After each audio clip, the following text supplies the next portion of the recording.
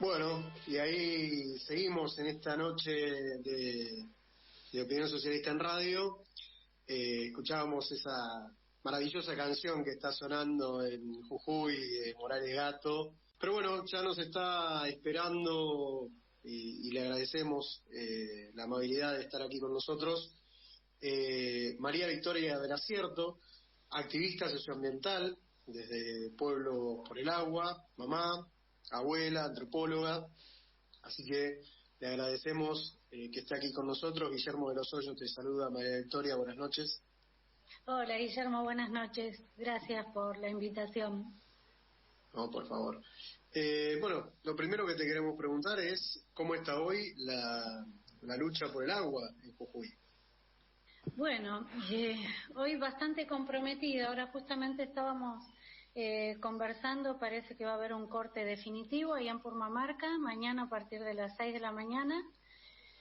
Y bueno, bastante compleja la situación, ¿no? En los últimos días, después de los hechos de represión de la policía sobre el corte de Purmamarca y en San Salvador, bueno, se inició una especie de una cacería que culminó con más de 100 detenciones. Anoche el fiscal de Estado estuvo dando una conferencia de prensa contando de qué manera iban a judicializar la protesta, con penas de multa y con penas de cárcel, a los que ellos identifican como responsables del ataque a la legislatura, siendo que hay un sector de la política que ha confesado que no han sido tan graves como se los ha mostrado, algunas roturas de vidrio y alguna computadora. Bueno, ayer estuvo el fiscal de Estado dando una conferencia de prensa y contándole a toda la población de qué manera van a penalizar a quienes han participado de las protestas. Por otra parte, creo que esto viene en respuesta a un proceso muy interesante que se viene dando en la zona de La Quebrada y La Puna, en donde las poblaciones se están dirigiendo directamente a los consejos deliberantes locales para pedirles el rechazo a la reforma. Empezó el jueves pasado Humahuaca, después siguió Abrapampa y ya hoy también Tilcara, Maimará, Uquía. Se están, digamos, como movilizando todos los consejos deliberantes en rechazar esta reforma. Por ejemplo, en Tilcara la verdad fue muy interesante seguir ese proceso, porque bueno, los ciudadanos piden el derecho a ocupar esa séptima banca, en donde exponen la manera ilegítima e ilegal en que se votó una reforma que solamente viene a concentrar el poder en el poder ejecutivo de la provincia y a mercantilizarlo todo, ¿no? A sentar las bases para mercantilizarlo todo. Entonces, bueno, cada uno de estos vecinos, en el caso de Tilcara, fueron 5 los vecinos que pidieron hacer el uso de esa séptima banca, y la verdad que fue muy interesante el intercambio que se dio. Me parece que Jujuy está dando una muestra de valor, de ciudadanía, de historia de lucha, de rebeldías, muy, muy interesante para todo el país. Es una pena que realmente no se difundan todo lo que es necesario, este proceso que está pasando en Jujuy. Por eso queremos que estés vos. Hola, buenas noches, Gastón, saluda, ¿cómo te va? Por eso es importante que estés vos. La semana pasada hubo otras voces y así vamos a seguir haciéndolo. Pero un poquito teniendo en cuenta lo que estás contando, ya están intentando aplicar la reforma, ¿no? Básicamente. La reforma ya está vigente. Esto es importante que lo podamos comprender todos. Que de un movimiento tan ilegítimo y tan ilegal se pueda rápidamente en 15 días cambiar una constitución que ya esté vigente y que ya la estén aplicando, porque toda esta serie de persecuciones que se están haciendo son en base a estas nuevas disposiciones que criminalizan la protesta. Entonces, y que tampoco, todo este movimiento, si bien inició con una demanda salarial por parte de los sindicatos docentes y después se fueron uniendo también otras demandas, me parece que es importante poder dejar en claro que esta reforma lo que pretende es concentrar en el Poder Ejecutivo... perdón, es el timbre de casa. Tranquila, no hay problema. Es concentrar en el Poder Ejecutivo todas las facultades sobre territorios, sobre agua, sobre recursos naturales, y bueno, digamos, todo esto ocurrió en contra de un pueblo que se levantó, que se manifestó, que pidió la palabra y no le fue otorgada, que pidió los procesos que la ley estipulaba de consulta y de participación y que no fueron atendidos, porque se lo escucha Morales por todos los canales de televisión hablar que esto desde el año pasado, y la verdad que no, desde el año pasado no. Desde el año pasado seguramente él ya tenía todo el plan armado en su cabeza, pero la Convención Constituyente fue elegida en el mes de mayo. Entonces, mal podían desde el año pasado, salvo que estuvieran cometiendo alguna ilegalidad, estar planteando o debatiendo cuáles eran las leyes o cuáles eran las reformas que se querían hacer en la Constitución. Entonces, esta Constitución es ilegítima y es ilegal, las dos cosas. O sea, ilegal porque va en contra de la Constitución Nacional, de muchos derechos adquiridos.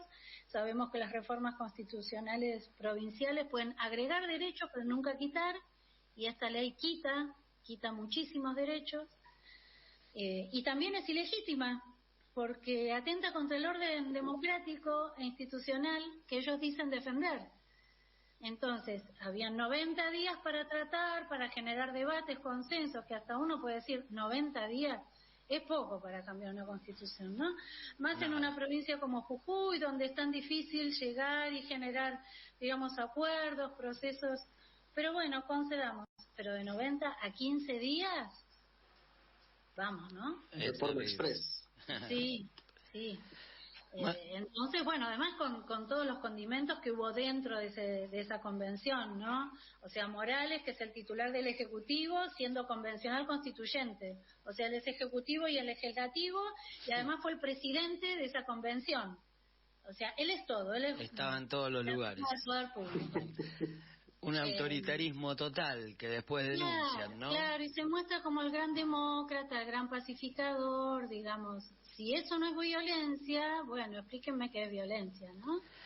María Victoria, bueno, estamos hablando de las luchas, de la reforma, vamos a ir y venir en esta charla.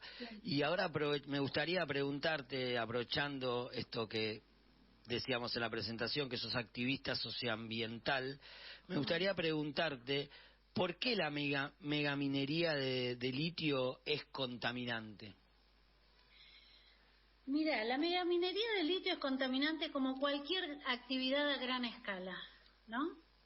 La megaminería de litio genera, por la evaporación del agua de donde se obtiene el litio, que es de las salmueras que están en la profundidad de las salinas, se evaporan y, bueno, yo no sé si alguna vez visitaron La Puna, pero los vientos de La Puna son tremendos. Sí. Y no solamente contaminan cuando se pone a disecar la salmuera para obtener las sales de litio.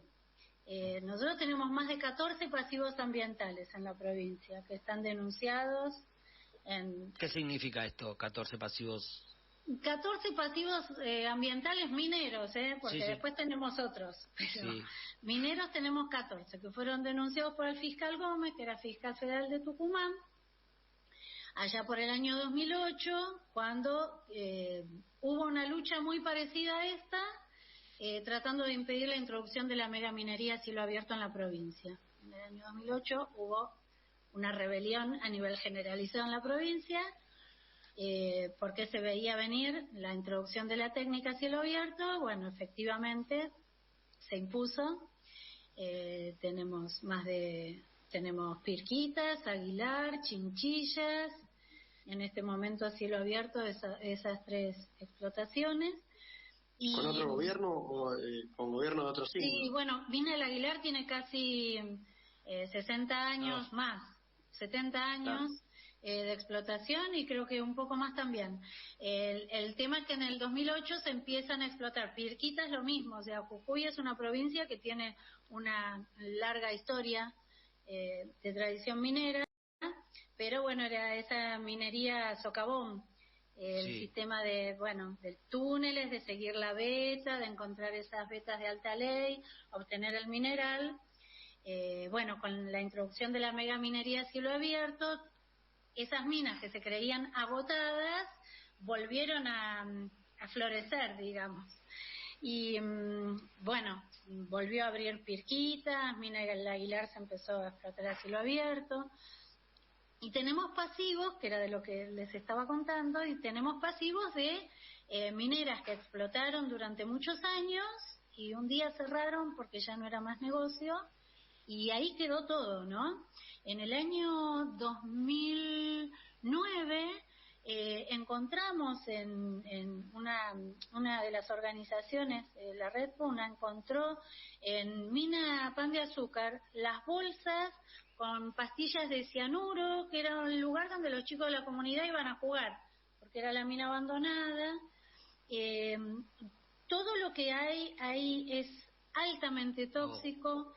Yo en un momento cuando empecé a descubrir todo eso, cuando fui a vivir a Jujuy y empecé a descubrir todo esto, me puse en contacto con Alicia Kirschbaum, que es una geóloga de la Universidad de Salta, y ella estudió muy bien la contaminación del río Yacoraite, en Mina del Aguilar.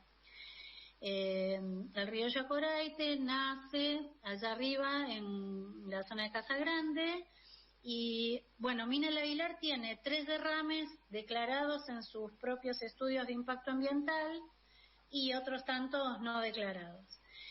Alicia Kirschbaum lo que hizo fue estudiar desde la naciente del río hasta la desembocadura en el Río Grande, que es el que surca toda la quebrada, y descubrió o pudo rebatir el argumento de la empresa que decía que los valores se debían a floraciones que hay en el río, de minerales, que naturalmente contaminan el agua. Bueno, ella dejó bien claro y lo publicó en muchas revistas, en una de las más importantes a nivel internacional, que Mina el Aguilar es la productora de esa contaminación. Y lo que explica muy bien ella es que lo que aporta al río el dique de Cola es el drenaje ácido de Mina, que es muchísimo más peligroso. Generalmente cuando hablamos de megaminería a cielo abierto nos preocupamos por el cianuro, por todas estas sustancias que sabemos que se utilizan, y que ella, no es que no les da importancia, pero dice, la verdad deberíamos preocuparnos muchísimo más por el drenaje ácido de Mina, porque es muchísimo más tóxico y con el paso del tiempo cada vez se hace más tóxico. Terrible. Y tarda miles de años, la Tierra en poder metabolizar todo eso. Y ella aconseja no solamente no vivir en esos lugares frente a Pan de Azúcar. Yo estuve en Pan de Azúcar el día que fui, volví sumamente irritada, mi nariz, mi garganta, estuve casi 2 días, que me causó, digamos, una molestia muy, muy fuerte, muy importante. Y frente a ese pasivo vive la comunidad de Pan de Azúcar.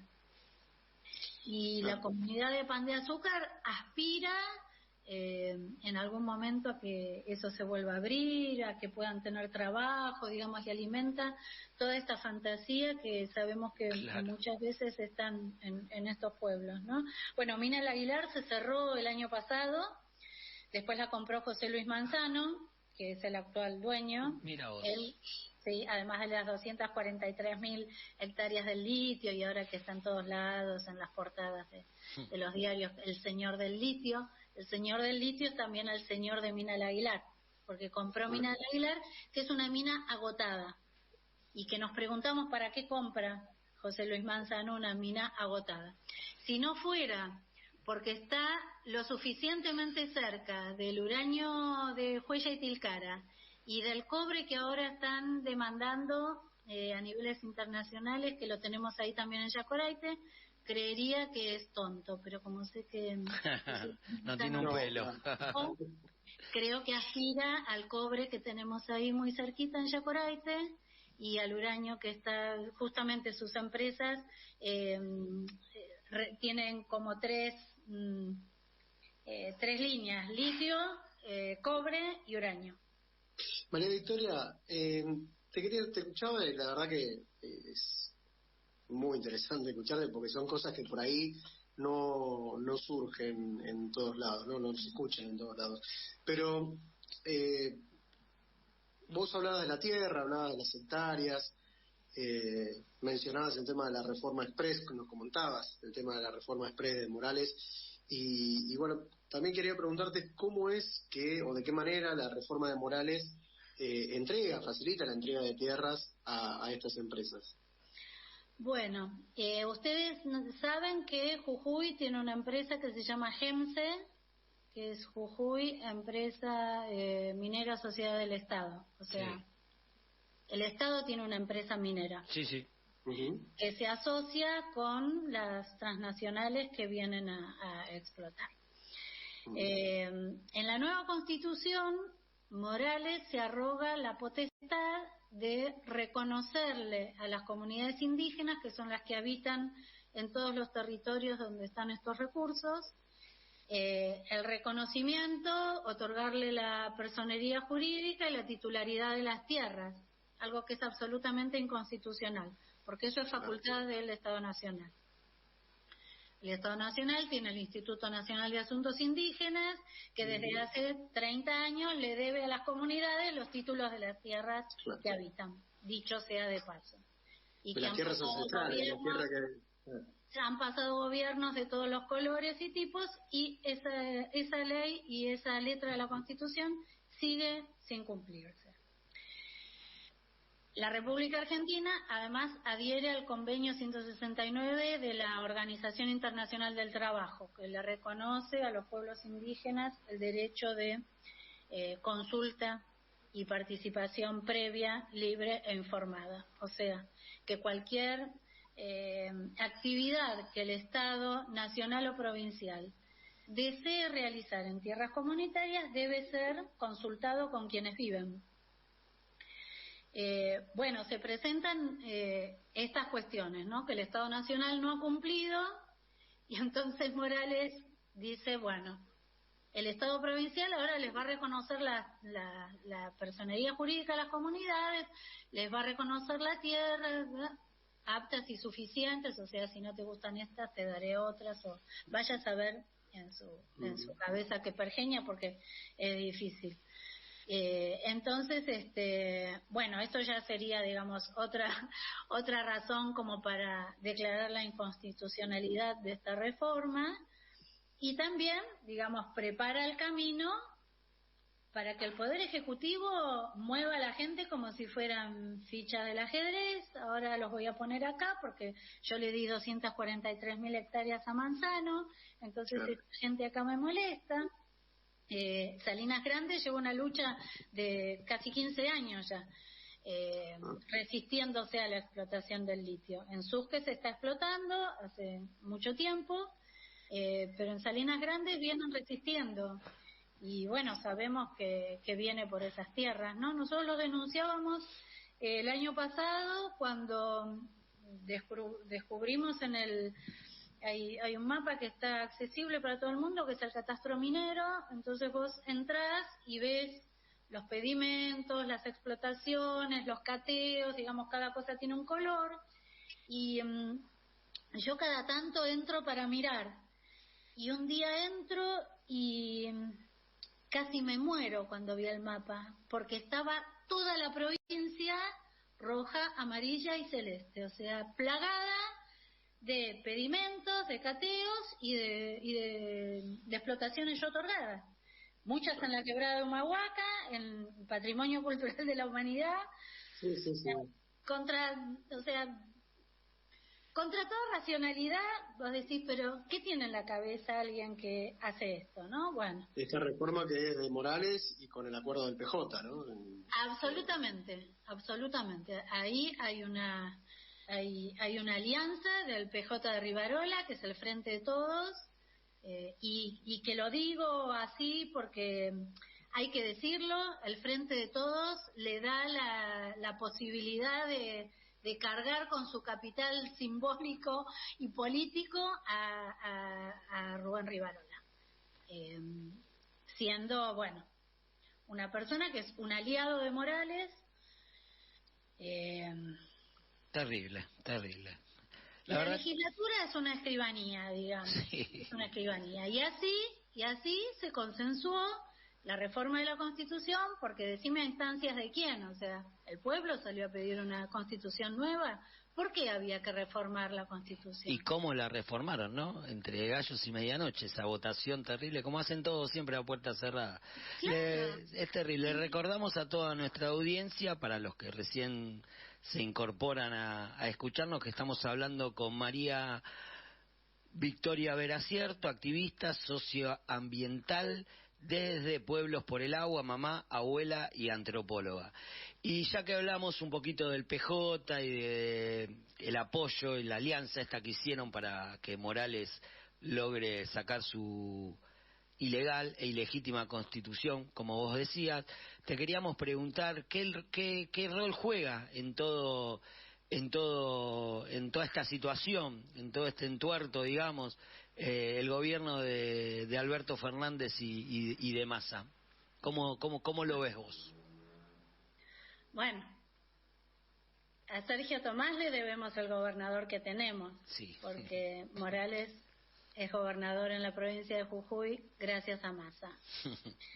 Entonces, bueno, ahí ya estamos, ¿no? Massa es amigo de todos. Eso es lo único que podemos coincidir con Burrich, ¿viste? Cuando dice que es Larreta no, ¿quién fue la que dijo eso? Sí, Burrich, que Larreta y Massa eran amigos y Morales eran amigos de Massa.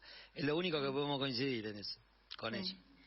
Entonces, bueno, nosotros le debemos a Massa al gobernador que nos dejó, que en un momento fueron aliados, que bueno, ahora son oposición. Bueno, sabemos cómo es este juego, ¿no? Y bueno, y estamos viendo también la inacción del gobierno nacional ante atropellos que son realmente inadmisibles. Lo que está pasando en Jujuy es inadmisible. Y ahora porque estalló, pero esto desde hace tiempo viene ocurriendo, digamos, desde que Morales es gobernador. El Tribunal Superior está puesto por Morales, no tenemos los legisladores que necesitamos, pactamos con el peronismo, con ese sector, ¿no?, del peronismo, porque no es todo el peronismo de la provincia, pero es un sector que le alcanza para sumar los votos que necesita. Entonces, bueno, no es de extrañarse este estallido, ¿no?, porque lo único que faltaba era que prendieran la mecha, y la reforma de la Constitución fue lo que encendió esa mecha. Así que bueno, no sé si la pregunta era... ¿Qué rol jugaba el gobierno de Fernández y Massa? ¿Sabes también por qué te lo pregunto? Porque también escuchábamos cantos y compañeros que viajaron que nos decían, viste, que había algunos sectores que estaban en lucha que estaban pidiendo la intervención del gobierno. Por eso, para clarificar un poco. Sí, la intervención federal se está planteando desde casi los inicios, por lo menos desde el momento en que se inició la represión. Y lo único que se consiguió fue un pacto de no intervención de la Gendarmería, ¿no? Eso fue todo lo que se logró con el gobierno nacional, que Gendarmería no intervenga. Sí, sabe a poco. Una manera también de lavarse las manos y de ser cómplices o de ser parte de esta reforma express, de esta entrega de tierras y de esta situación que nos comentaba. La verdad que ha sido súper interesante escucharte y muy importante todo lo que has planteado. Nosotros estamos, por supuesto, como decía Gastón, este es un micrófono abierto para todas las luchas del país, para todas las luchas de los pueblos, de la clase trabajadora. Pero bueno, estamos avanzando también hacia la tanda, digamos, del programa. Queríamos decirte, para ir avanzando hacia el cierre de la charla, cómo continúa esta lucha, que está este jujeñazo que está siendo abrazado por toda la vanguardia del país, ¿no? Es decir, por todos los sectores en lucha, por las distintas vanguardias, digo que en el sentido de los ambientalistas, la clase trabajadora, las comunidades originarias, de todo el país. Estamos siguiendo con mucha simpatía y este jujeñazo. Así que bueno, ¿cómo ves vos que esto sigue? Mira, la verdad es que no sabemos cómo sigue, porque esto es el minuto a minuto. Recién llegaba esta noticia que mañana va a haber un corte definitivo en Purmamarca, que fue, digamos, en donde el epicentro del primer episodio de violencia con la infantería de la policía de la provincia. Dicen que mañana va a haber un corte definitivo por lo menos por 24 horas. Así que por la ruta 9 no se va a poder transitar y hacia la 52 que va a Chile tampoco. Y conociendo la historia de lucha del pueblo jujeño, en uno de los cortes había un cartel que decía los del norte, porque bueno, los del norte son diferentes al resto, dice: los del norte somos callados, pero cuando nos mienten nos levantamos. Y conociendo la historia de luchas y de rebeliones del pueblo jujeño desde, no sé, la batalla de Quera, pasando por el Aguilarazo y el movimiento del 2008, te digo que esto va para largo. Y el pueblo de Jujuy no se va a arrodillar y va a seguir hasta las últimas consecuencias, sean las que sean. Y yo creo que esto va para largo. Bueno, aquí estaremos, no solo siguiendo, sino además acompañando en todo lo que podamos y dando aire y dando las voces y bueno, y aportando toda la solidaridad como corresponde, porque la lucha de Jujuy es la lucha de todos y todas nosotros, porque es así, digamos, la tierra. Sí, es importante que sepamos que esto es lo que se viene a nivel nacional. O sea, nosotros somos como la imagen de la película que viene atrás. Este es el tráiler. Téngalo claro todo el país. Esto es el tráiler. Y nosotros, hasta que la reforma no caiga, no vamos a deponer la actitud. Venimos diciendo que es el laboratorio esto para el resto del país. María Victoria, te tenemos que dejar. Realmente un verdadero placer haberte escuchado. Siempre es una alegría escuchar a las compañeras que están en la lucha. Y como te decía recién Guillermo, cualquier cosa que necesiten, no dejen de llamarnos y acá estamos con el micrófono de nuestro espacio abierto para seguir visibilizando la lucha y que esto no decaiga, porque la verdad, como vos decís, es lo que intentan aplicar para el resto del país. Así que toda la solidaridad, el apoyo, compa. Muchas gracias. Muchas gracias. No, gracias a vos, muchas gracias. Chao, gracias.